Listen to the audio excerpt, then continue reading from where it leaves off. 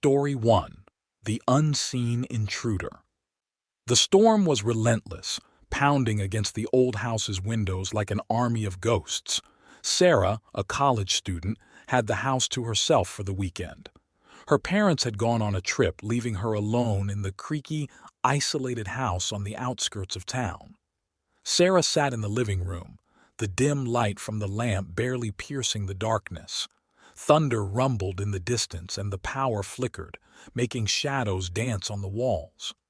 As she curled up with a book, she heard a faint noise outside.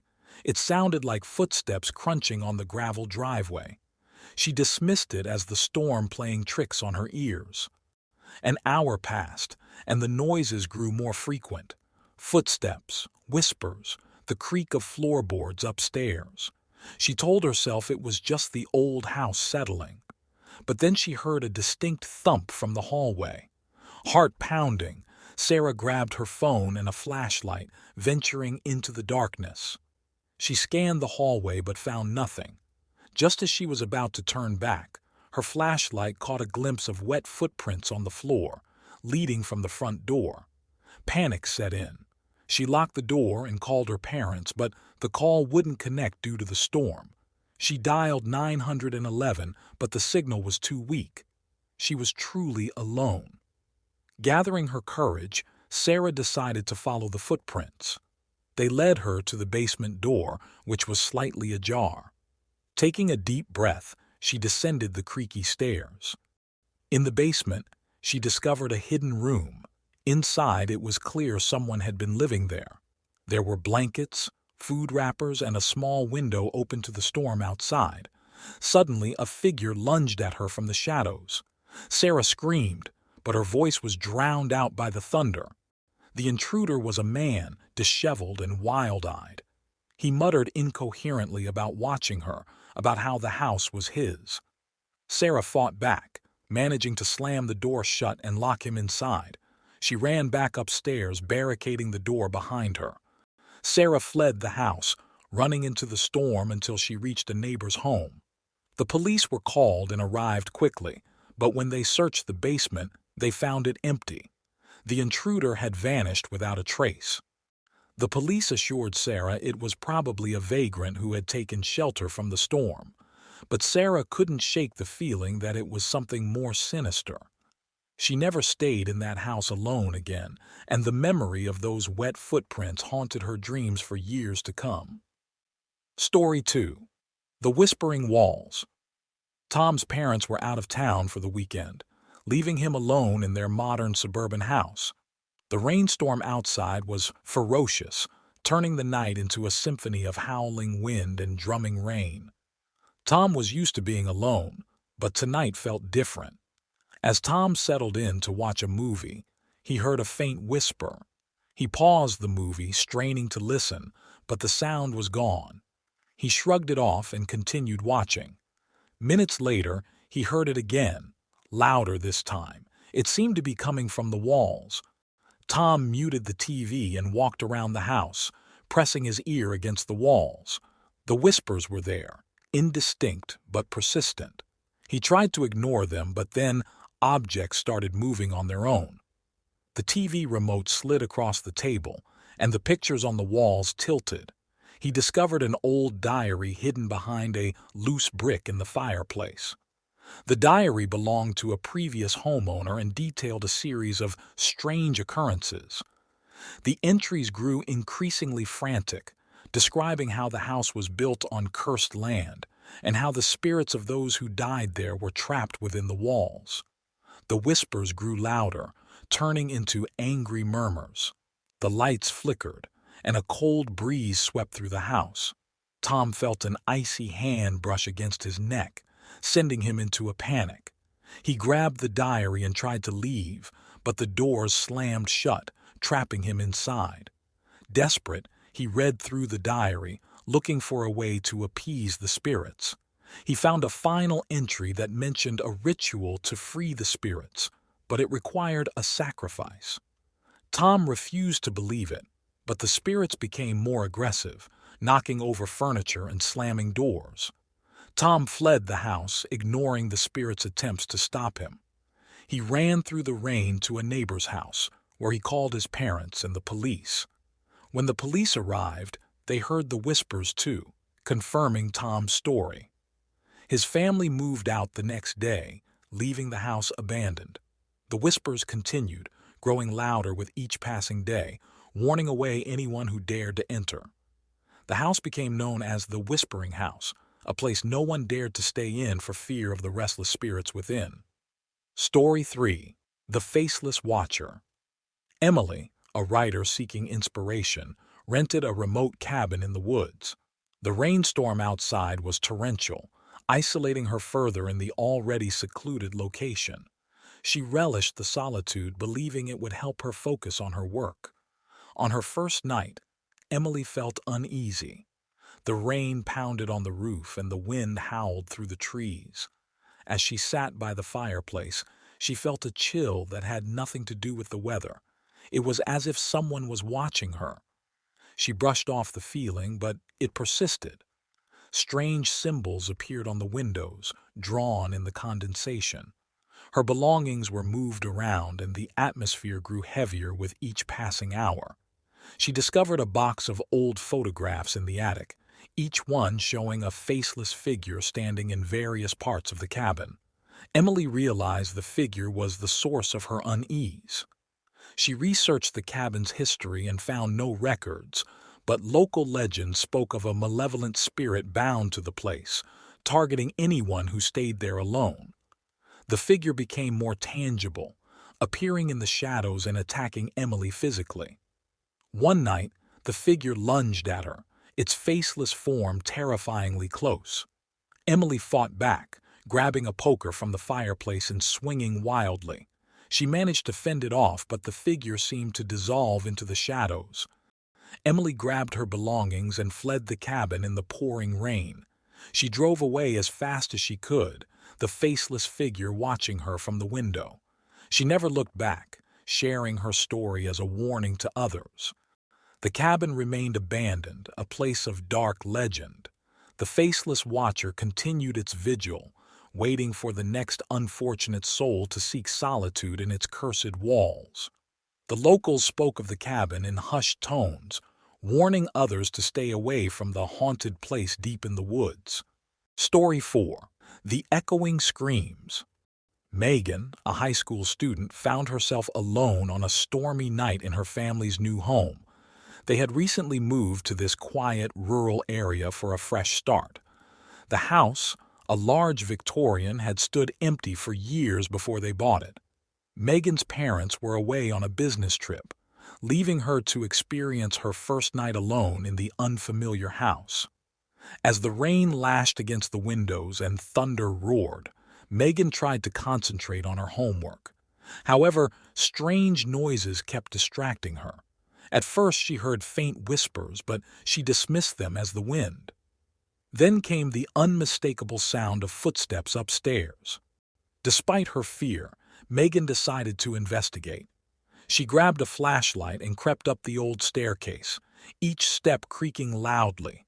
She checked every room but found nothing. Just as she was about to head back downstairs, she heard a scream. It was blood-curdling and seemed to come from the attic. Megan hesitated but decided to uncover the source of the scream. She found the attic door slightly ajar and pushed it open. The attic was dark and filled with old furniture covered in dusty sheets. As she moved deeper into the room, the air grew colder and the flashlight flickered. Suddenly, she felt a presence behind her. Turning around, she saw a shadowy figure. It was a ghostly apparition of a woman, her face twisted in agony. The woman screamed again, a sound that seemed to echo through the walls. Megan tried to run, but the door slammed shut, trapping her inside. The ghost revealed its tragic story. She was a former resident who had been murdered by her jealous husband. Her spirit had been trapped in the house, reliving her final moments over and over. The ghost grew more agitated, the temperature dropping further as it advanced on Megan. In a desperate bid for survival, Megan shouted that she would help the spirit find peace. This moment of bravery seemed to calm the ghost. The attic door suddenly flew open, and Megan fled downstairs, the ghost's wails following her. She ran out into the storm, seeking refuge with a neighbor who called the police. The authorities found no evidence of the ghost, but Megan's terror was real. Her family moved out immediately, and the house remained abandoned. Locals now say the house is haunted by the ghost's echoing screams, a place where no one dares to stay. Story 5. The Haunted Mirror. Jake, a young professional, rented an old cottage on the outskirts of town for a weekend retreat. He needed a break from his hectic city life and thought the isolation would be perfect for unwinding. The cottage, surrounded by dense woods, was charming but had an eerie vibe, especially with the storm brewing outside. On his first night, as the rain hammered against the roof, Jake explored the cottage. He found an antique mirror in one of the bedrooms, its surface tarnished and frame ornate. The mirror fascinated him, though it gave him an odd feeling. Later that night, while reading in the living room, Jake saw something strange in the reflection of the mirror. At first, it was a fleeting shadow, but it grew clearer each time he glanced at it. The reflection seemed to show another room, one filled with old furniture and an unsettling atmosphere. He tried to ignore it, attributing it to his imagination, but then he heard faint whispers coming from the mirror. The whispers grew louder, forming words that begged for help. Jake was unnerved but felt compelled to investigate further. As the storm intensified, Jake decided to cover the mirror, but it seemed impossible. Every time he approached, the air around it grew icy, and the whispers turned into agonized cries. Finally, he mustered the courage to confront whatever was trapped in the mirror. He touched the mirror's surface, and suddenly, he was pulled into the reflection, finding himself in the room he had seen earlier. It was cold and dimly lit, with an overwhelming sense of dread. He realized he was in the past, trapped in the same house but in a different time. Jake saw the ghostly figure of a man, his face filled with despair. The man explained that he had been cursed to live in the mirror after a failed occult ritual. The only way to break the curse was for someone from the outside to take his place. The ghost advanced on Jake, trying to force him into the mirror's depths. Jake fought back, desperately searching for a way out. He found a journal detailing the ritual and discovered that destroying the mirror would end the curse. With no other option, he smashed the mirror's surface and everything went black. Jake awoke in the living room, the mirror shattered on the floor. The storm had passed, and the house was silent. He gathered his things and left the cottage, never to return. The locals avoided the place, calling it the Haunted Mirror Cottage, a place where reality and the supernatural blurred, trapping anyone who dared to look too closely. Story 6. The Entity in the Basement. James, a software developer, decided to spend the weekend alone in his childhood home, a large, aging farmhouse on the outskirts of town. His parents had moved to a retirement community, and the house was left empty. A massive storm rolled in, blanketing the area in darkness and relentless rain. James settled in, enjoying the nostalgia of his old home.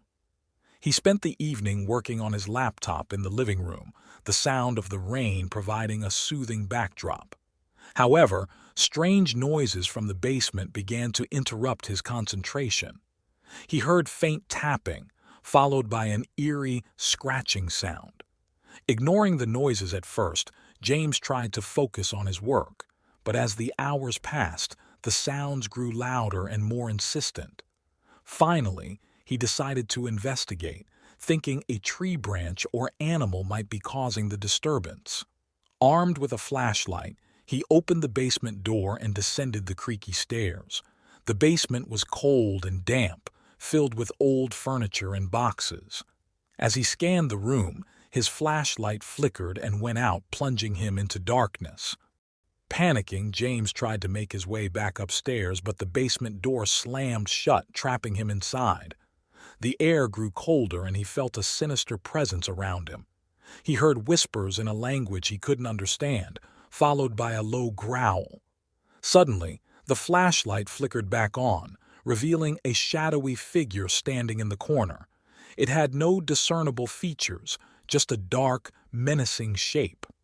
James backed away, but the entity moved closer, its growl growing louder. He stumbled over a box and fell, the flashlight rolling out of his hand. Desperate, James remembered a story his grandmother used to tell about a malevolent spirit trapped in the house's basement.